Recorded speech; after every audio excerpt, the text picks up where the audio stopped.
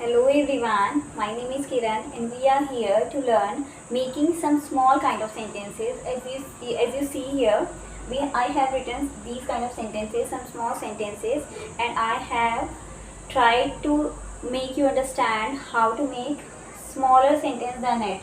I mean, in my last video, in my previous video, I have taught you how can we make smaller sentences. So go and check those videos, you'll definitely get to learn something. So in this video we are going to learn these kind of sentences. So let's start the video.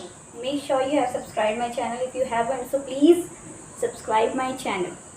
Okay. हाँ जी, जैसे अभी एक sentence आपके सामने लिखा हुआ है, जैसे ये लिखा है एक सेंटेंस, अभी ये लिखा है, अभी आप इतना मान लो, सिर्फ ये लिखा है वह किताब है, इसको आप इतना इजीली बना दोगे ना, दैट इज अ बुक, बना दिया। अब ये आ गया वह राम की किताब है, तो राम की किताब है तो क्या हो जाएगा, इसका कैसे बनाएंगे। यह उस लड़के का पेन है, अभी मैंने उस लड़के का वो हटा दिया, मैंने बोला यह पेन नहीं है, तो आप ये इजीली बना दोगे, this is not a pen. यह लिख दिया मैंने, यह पेज है, इसको मैंने मिटा दिया, इसको हटा दिया, इसको हटा दिया, तो यह पेज है, इसको आप इजीली बना दोगे, इसको इजीली बना दोगे। तो पर इसका क्या होगा, हम सदस्य हैं, वी आर मेंबर्स, ये भी आप बना दोगे बड़ी इजीली, ठीक है। इन नदियों का पानी खारा है, अब मैं जब इतना ही बोला पानी खारा है, तो आप इतना इजीली खारा क्यों है, ये तो इजीली आप बना दोगे। पर जब यहाँ बीच में का की के आ जाता है तो क्या करते हैं, अब का के मोस्ट ऑफ द टाइम यहाँ पे नाउन होता है, यहाँ पे भी नाउन होगा, ठीक है। जैसे यहाँ पे का की है, की है यहाँ पे, का की, इस की के सामने का आगे राम है और यहाँ पीछे किताब है, तो हम इसको कैसे लिख सकते हैं, तो जो ये लिखा है ना राम की किताब, तो ये की का तो ऑफ हो जाता है, यही रह जाएगा, ये किताब आगे आ जाएगा, राम पीछे चला जाएगा, और ये बिल्कुल सेंटेंस वैसे ही बनेगा जैसे बनता था। तो यहाँ पे क्या हो जाएगा, ये बन जाएगा बुक ऑफ राम, ठीक है, बुक ऑफ राम। अब एक ये हो गया, ये बिल्कुल ठीक है, पर एक होता है का की को अपोस्ट्रोफी भी बोलते हैं, का की के को, ये अपोस्ट्रोफी आपने देखा होगा, अपोस्ट्रोफी एस, ये आपने देखा होगा, इसको बोलते हैं अपोस्ट्रोफी इसको, तो इसका मतलब भी का के होता है, पर ये उल्टा नहीं होता, ये जैसे लिखा है ना राम की किताब, तो क्या आ जाएगा, राम आगे वाले के ऊपर चढ़ जाता है, राम्स बुक, ठीक है, राम्स बुक। और ये किसी भी लिविंग थिंग के साथ, ये वाला जो होता है करेक्ट है, पर ये लिविंग थिंग के साथ यूज करेंगे आप, लिविंग थिंग्स के साथ यूज करेंगे। जैसे इस किताब का पेज, तो यह किताब जो है उसके साथ अपोस्ट्रोफी नहीं लगाएंगे क्योंकि वो लिविंग थिंग नहीं है, ठीक है। जो लिविंग थिंग होती है उसके साथ हम अपोस्ट्रोफी लगा लेते हैं, और अगर अपोस्ट्रोफी का यूज़ नहीं करना हो तो इस तरीके से करना है, यानी पीछे वाला आगे आ जाता है, आगे वाला पीछे चला जाता है। इस सिंपल का रूल क्या होता है, सबसे पहले क्या होता है, सब्जेक्ट यानी जिसके बारे में बात कही जाती है, सब्जेक्ट, फिर हेल्पिंग वर्ब, फिर अदर वर्ड, और कुछ भी नहीं होता है। अदर वर्ड में एडजेक्टिव भी हो सकता है और कोई नाउन भी हो सकता है। अब सब्जेक्ट क्या है इसमें, वह को बोलेंगे दैट। अब दैट के बाद हेल्पिंग वर्ब आएगी, हेल्पिंग वर्ब किसके साथ से लगेगी, ये है, दैट इज। अब किताब को पहले लिखेंगे, राम की किताब बच गया, बुक ऑफ राम, ठीक है। यह उस लड़के का पेन नहीं है, तो पहले इसको ना हम वो लगा देंगे। अब ये लड़के, अब इतना नहीं लगाएंगे, अब लड़के की विशेषता भी देखनी है, ठीक है। लड़का, ये जो नाउन है ना, उस लड़के का नीला पेन, अगर यहाँ नीला आता ना तो वो पेन की विशेषता बता रहा होता, तो वो पेन के साथ आता। अब यहाँ लड़का है तो यह अच्छे लड़के का पेन नहीं है, तो लड़के की विशेषता अच्छा होता तो यहाँ पे वो इसके साथ आता, ठीक है। एडजेक्टिव जो नाउन होता है वो अपना एडजेक्टिव साथ लेके चलता है, उसकी कहीं जगह चेंज नहीं होती, वहीं पे रहता है जहाँ पे होता है, ठीक है। अब यह को बोलते हैं दिस के बाद यहाँ हेल्पिंग वर्ब क्या है, इज, क्योंकि यहाँ है तो दिस के साथ इज लगता है, दिस इज। अब अदर वर्ड क्या है, ये बचा, दिस इज के बाद नॉट भी आएगा, मैंने बोला था हेल्पिंग वर्ब के बाद अगर नॉट वाले सेंटेंसेज हो तो वहाँ पे नॉट लगा देते हैं, दिस इज नॉट। अब क्या आएगा, पेन ऑफ, उस लड़के को क्या बोलेंगे, दैट बॉय, उस लड़के को दैट बॉय, उस घर को दैट घर, उसको दैट, इसको दिस।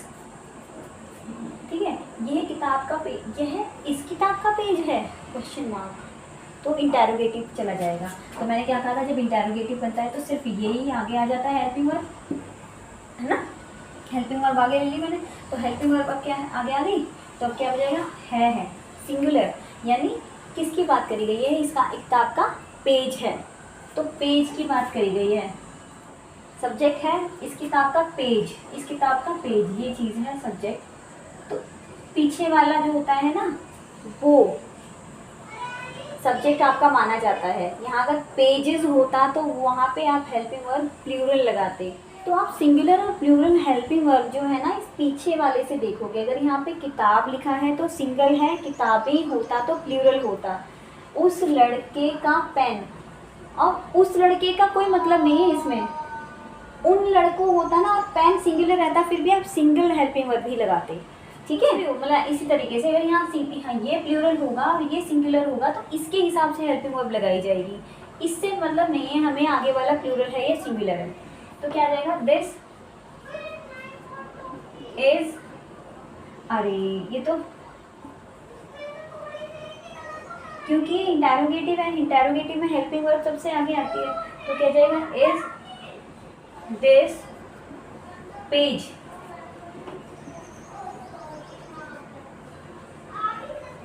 ऑफ, अब इस किताब को क्या बोलेंगे, दिस बुक। ठीक है, नेक्स्ट, हम इस घर के सदस्य हैं, हम इस घर के सदस्य हैं, तो हम और हैं ये सिंपल है, सिंपल सेंटेंस है। तो सबसे पहले सब्जेक्ट आएगा वी, वी के साथ क्या लगता है, प्रेजेंट में आर, वी आर। इस घर के सदस्य को क्या बोलेंगे, इसको तो यहीं पे ऑफ लिख देंगे, अब ये सदस्य आगे चला जाएगा, इस घर पीछे चला जाएगा, तो क्या आएगा, वी आर मेंबर्स ऑफ, इस घर को क्या बोलेंगे, this house. Okay, now next, इन नदियों का पानी खारा क्यों है। अब WH का सेंटेंस है, WH के सेंटेंस सबसे पहले WH वर्ड आएगा, WH वर्ड क्या है, क्यों, तो वाई। ठीक है, वाई, अब वाई के साथ इज लगाएं, एम लगाएं, आर लगाएं, सब्जेक्ट देखेंगे, इन नदियों का पानी खारा क्यों है। मैंने बोला है पीछे वाला जो होता है वो अकॉर्डिंग टू उसके लगता है हेल्पिंग वर्ब, पानी सिंगुलर ही काउंट होता है। ठीक है, तो वाई इज हेल्पिंग वर्ब लगा दी, इज क्योंकि सिंगुलर है पानी। अब इन नदियों का पानी, ठीक है, इन नदियों का पानी, अभी पानी की विशेषता आएगी तो सबसे लास्ट में आएगी, अदर वर्ड में आ जाएगी। तो वाई इज, अब सब्जेक्ट क्या है, इस नदी के, इन नदियों के पानी की बात की गई है, तो वाई इज वाटर आगे आ जाएगा, ऑफ यहीं आ जाएगा, इन नदियों पीछे आ जाएगा, वाई इज वाटर ऑफ, इन नदियों को क्या बोलेंगे, these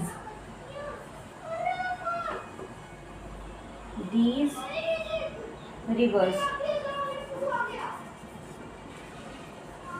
Y is water of these rivers, खारे को बोलते हैं सलाइन।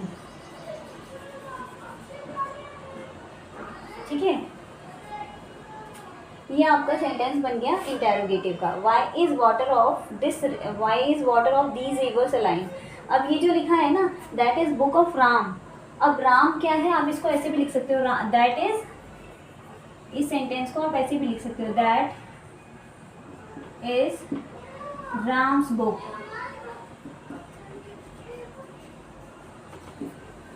ठीक है, that is Ram's book. Okay, अब उस लड़के का पेन, तो इसको क्या लिख सकते थे आप, दिस इज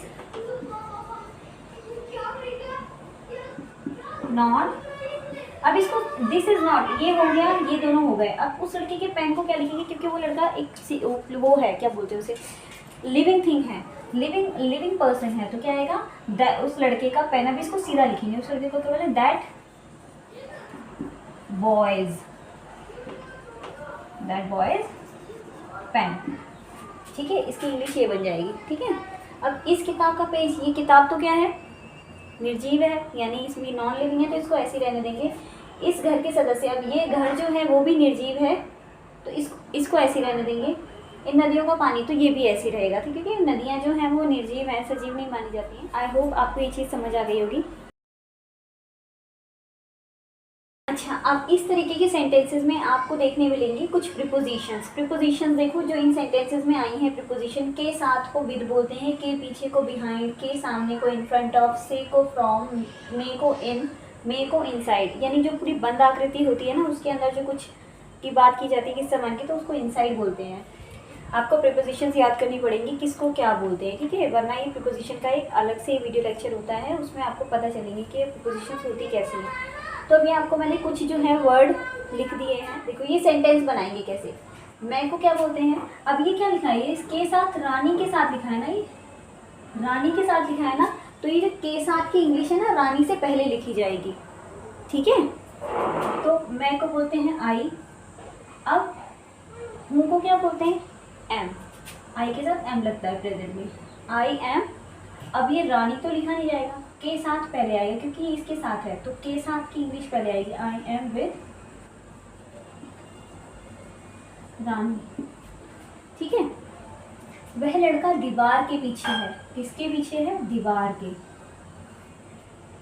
ठीक है। किसकी पोजीशन बताई जा रही है, उस लड़के की बताई जा रही है, वह लड़का दीवार के पीछे है। तो जिसके साथ ये वर्ड लगाया जाएगा ना, लगा होगा, उसी से पहले ये आ जाएगा। वह लड़के को क्या बोलते हैं, दैट बॉय। अब दैट बॉय के साथ क्या लगता है, इज एम आर, इज लगता है क्योंकि है। Is that boy is. दीवार के पीछे को क्या बोलेंगे, के पीछे की इंग्लिश पहले आएगी, के पीछे को बोलते हैं behind, behind, behind the wall.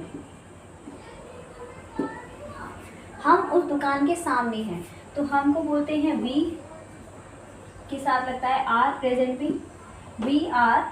अब क्या आएगा, अब ये जो दुकान के साथ, ये जो उस है वो दुकान का ही तो है, उस दुकान को दैट शॉप बोलेंगे।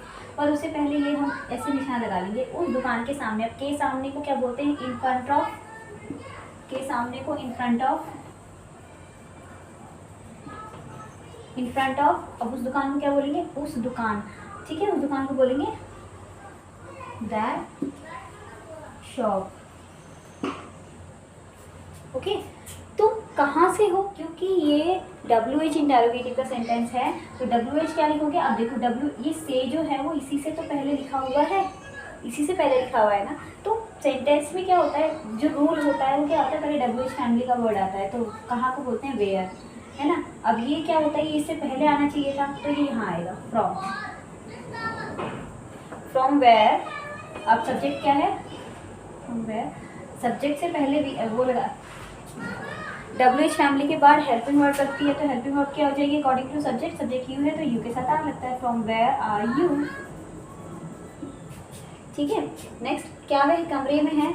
अब ये इंटेरोगेटिव का सेंटेंस है, इंटेरोगेटिव का सेंटेंस ये छोड़ के बाकी पूरा ये रहता है, WH को छोड़ के सारा पीछे का वही रहता है। तो पहले हेल्पिंग वर्ब आती है, हेल्पिंग वर्ब क्या है, वह के हिसाब से लगेगी, वह सिंगुलर है क्योंकि है, ठीक है, सिंगुलर के साथ इज लगता है, इज। अब है सब्जेक्ट क्या है, वह, ही और शी, कुछ भी लगा सकते क्योंकि हमें तो पता नहीं है वह लड़के, वह कमरे में है, तो लड़की है लड़का है कुछ भी नहीं पता हमें, तो हमने ही लगा दिया, ठीक है।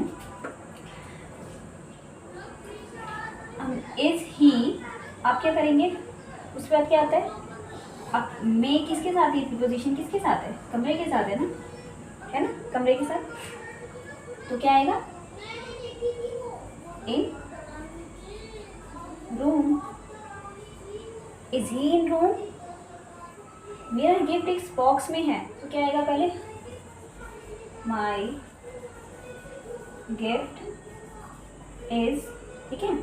अब इस बॉक्स में ये जो प्रीपोजिशन किसके साथ जुड़ी हुई है, इसके साथ, तो इंग्लिश में ये इससे पहले आ जाएगा, इज इन दिस बॉक्स, ठीक है।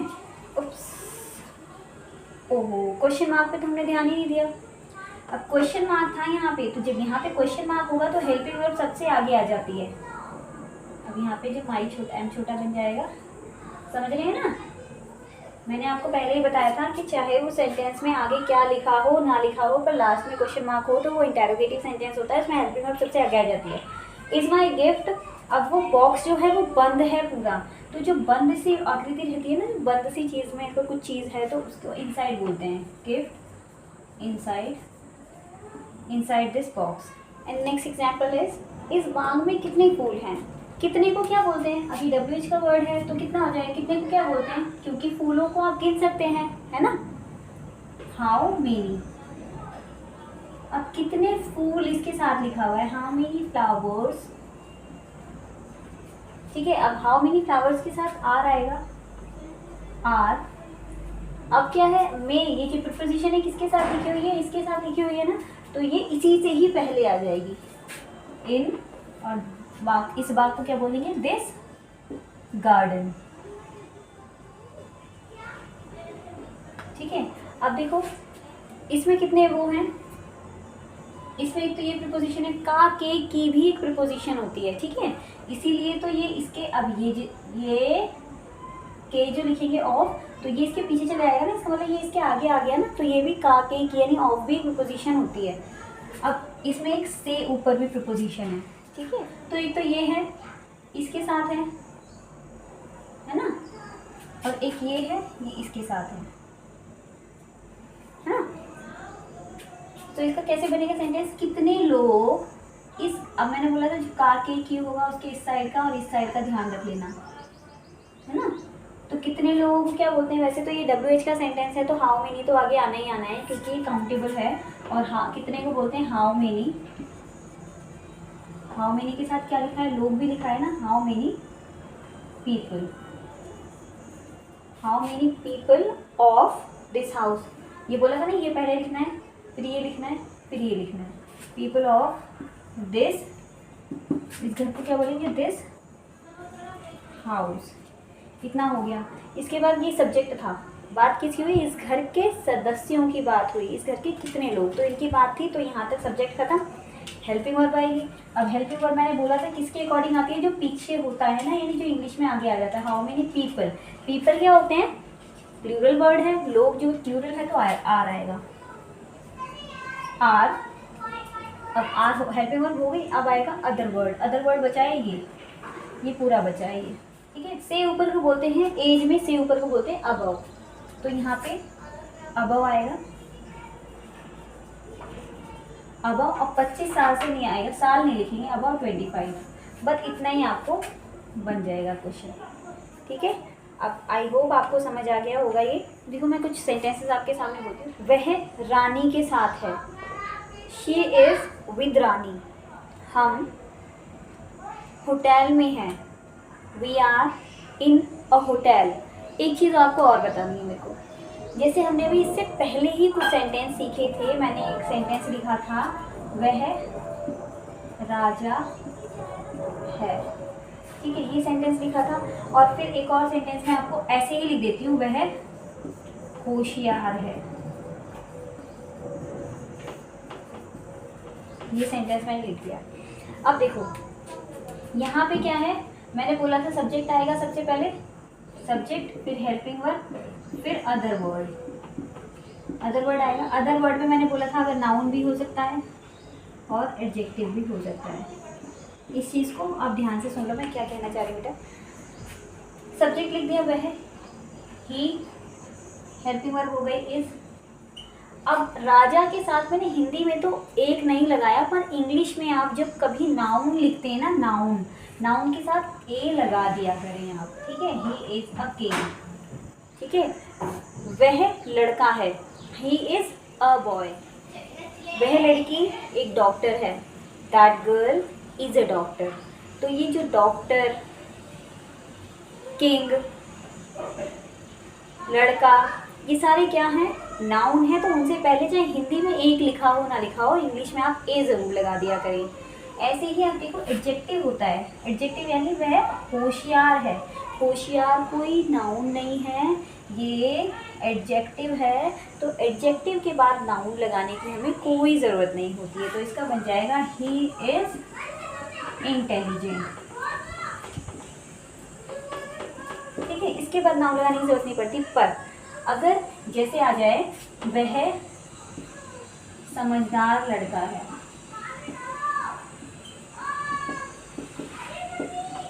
ठीक है। अब समझदार भी आ गया, लड़का भी आ गया, यानी एडजेक्टिव भी आ गया और नाउन भी आ गया, तो इसमें आपको ए लगाना पड़ेगा। तो क्या आ जाएगा, he is a sensible boy. ठीक है, नाउन होगा तो आपको ए लगाना है, एडजेक्टिव होगा तो ए लगाने की जरूरत नहीं है। नाउन और एडजेक्टिव होगा तो ए लगा देंगे, यानी आप समझ लेना जहाँ नाउन है तो वहाँ आपका वो लगेगा, ए लगेगा, है ना, चाहे हिंदी में ए लगा हो ना लगा हो। चलो कुछ एग्जांपल्स देखते हैं। जैसे एक किताब उस टेबल पर है, a book is on that table. मैं घर में हूँ, I am in the house. तुम कब से बीमार हो, सिंस व्हेन आर यू इल। अब सिंस जो है वो भी एक प्रीपोजिशन है, यह तुम्हारे लिए है, दिस इज फॉर यू, अब के लिए है वो प्रीपोजिशन है। ठीक है, सो मैंने आपके लिए यहाँ पे कुछ सेंटेंसेस लिखे हुए हैं, आपको ये इंग्लिश में फॉर्म करने हैं और मुझे कमेंट सेक्शन में लिख के भेजना। अब मैं देखूँगी कितने लोगों ने ये ठीक किए हैं। ठीक है, अगर मुझसे भी कोई मिस्टेक हो जाती है तो प्लीज़ मुझे बता दिया करें कमेंट्स करके, क्योंकि मैं भी इतनी परफेक्ट नहीं हूँ, I do make mistakes. Okay, so thanks for watching. Please hit the like button if you like the video, and thanks for watching. Bye bye, take care and keep practicing.